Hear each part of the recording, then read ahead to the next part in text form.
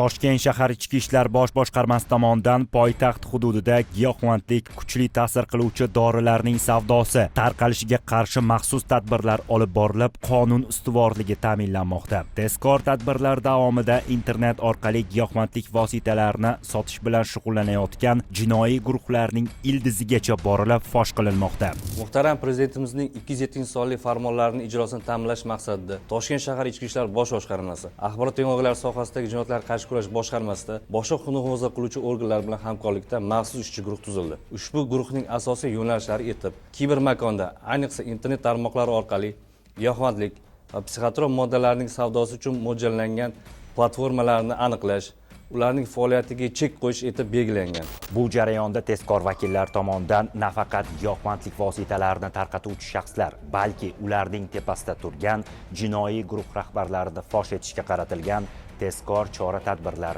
amalga oshirildi.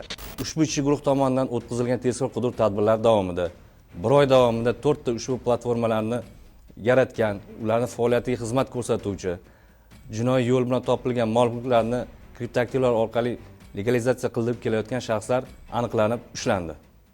Hozirda ushlangan shaxslarga nisbatan qamoq ehtiyot chorasi belgilangan. Xususan, birinchi holatda Telegram tarmog'ida obunachilarga ega giyohvandlik va psixotrop dorilar savdosi uchun yaratilgan kanal fosh qilindi. Mazkur kanalning adminlari, boshqaruvchilari chet elda ro'yxatdan o'tkazilgan telefon raqamlaridan foydalangan holda Telegram tarmog'ida faoliyat olib borishgan. Mijozlardan olingan pullarni kriptohamyonlarga, bank plastik kartalarga o'tkazishgan. Mazkur jinoyatni fosh qilish jarayonida kanal admini 1999-yilda tug'ilgan Vladimir ismli shaxs va muqaddam O'zbekiston Respublikasi Jinoyat kodeksi 166-moddasi bilan sudlangan 1999-yilda tug'ilgan Ruslan ismli shaxslar qo'lga olingan. O'tkazilgan tezkor tadbir davomida bank plastik kartasi, 3 dona mobil telefon daliliy ashyo sifatida olingan. Mazkur shaxslar tomonidan umumiy hisobda 60,000 USDT miqdorida kriptovalyuta aylanmasi amalga oshirilganligi aniqlangan.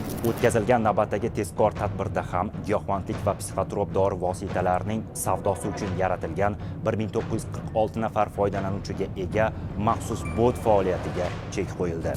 Mazkur tezkor tadbirda maxsus bot tashkilotchisi 2002-yilda tug'ilgan Firdavs ismli shaxs va mazkur jinoiy guruh a'zosi 1999-yilda tug'ilgan Javohir ismli shaxslar qo'lga olingan. Mazkur shaxs yana shu turdagi 28 ta botni ishlatib kelayotganligi ma'lum bo'ldi. Firdavs ismli shaxsning yashash xonadoni xolislar bilan ko'zdan kechirilganda giyohvandlik vositalari, 2 dona tarozi, qaychi, magnitlar, plastik paketlar va 1 dona telefon daliliy ashyo sifatida olingan. O'tkazilgan tezkor tadbir davomida fosh etilgan bot orqali 862 marotaba umumiy bahosi 27,674 AQSh dollariga teng bo'lgan giyohvandlik va kuchli ta'sir qiluvchi dori vositalari sotilganligi aniqlangan. Mazkur bot orqali giyohvandlik vositalarini tarqatish bilan shug'ullangan Javohir ismli shaxs tomonidan mobil telefoni orqali jami hisobda 15,492 USDT miqdorida kriptovalyuta aylanmasi amalga oshirilganligi aniqlangan. Toshkent shahar Ichki ishlar bosh boshqarmasi axborot texnologiyalari sohasidagi jinoyatlarga qarshi kurash boshqarmasi tomonidan o'tkazilgan navbatdagi tezkor tadbirda ham yana bir holat aniqlandi. Xususan, Telegram tarmog'ida giyohvandlik va psixotrop dori vositalar savdosi uchun yaratilgan 4300 obunachiga ega bo'lgan maxsus bot faoliyatiga chek qo'yildi. Ma'lum bo'lishicha, mazkur bot negizida 10 ta yana boshqa bot yaratilgan bo'lib, 6 tasi faoliyat yuritayotganligi aniqlangan. Tezkor tadbir davomida 2002-yilda tug'ilgan admin sifatida ishlagan Akmal ismli shaxs qo'lga olindi. Mazkur shaxs tomonidan boshqarilayotgan bot yordamida 1076 marotaba mijozlarga bahosi 51,294 AQSh dollariga teng bo'lgan giyohvandlik va psixotrop dori vositalari sotilganligi aniqlangan. Mazkur shaxsdan giyohvandlik vositalari va bir dona mobil telefon daliliy ashyo sifatida olingan. Poytaxt Ichki ishlar bosh boshqarmasi xodimlari tomonidan Toshkent shahrida o'tkazilgan navbatdagi tezkor tadbirda yana bir jinoiy guruh faoliyatiga chek qo'yildi.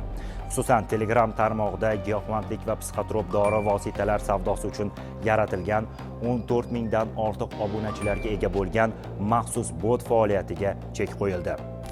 Tezkor tadbir davomida mazkur botning 2 nafar tashkilotchisi 2001-yilda tug'ilgan Tohir va 2003-yilda tug'ilgan Jonibek ismli shaxslar qo'lga olingan. Ma'lum bo'lishicha, mazkur 2 nafar shaxs Telegram orqali giyohvandlik vositalari, psixotrop moddalar savdosi uchun yaratilgan onlayn do'konni targ'ib qilish maqsadida Toshkent shahar hududida binolarga narkografiti yozuvlarini yozish bilan ham shug'ullanishgan. Bundan tashqari, mobil telefonlari ko'zdan kechirilganda 68.806 AQSh dollar miqdorida kirim chiqimlar amalga oshirilganligi aniqlangan. O'tkazilgan tezkor tadbir davomida 4 dona telefon, turli xildagi giyohvandlik moddalari, kuchli ta'sir qiluvchi dorilar, 2 dona tarozi, qadoqlash uchun ishlatiladigan paketlar daliliy ashyo sifatida olingan. Internet tarmog'idagi giyohvandlik va psixotrop moddalar savdosi uchun mo'ljallangan platformalarni faoliyatini amalga oshiruvchi bir guruh shaxslar ushlanib, ushbu shaxslarning har biri o'ziga yuklatilgan jinoiy vazifalari bo'lib, biri ushbu platformaga xizmat ko'rsatish, platformaga umumiy egalik qilish, platformaga operatorlik vazifasini bajarish hamda giyohvandlik va psixotrop moddalarni tarqatuvchi kuryerlar hamda giyohvandlik va psixotrop moddalarni savdosidan kelib tushgan mablag'larni kriptoaktivlarga ayirib boshlash orqali O'zbekiston Respublikasi hududidan chetga chiqarish bilan shug'ullanuvchi shaxslar aniqlanib ushlandi.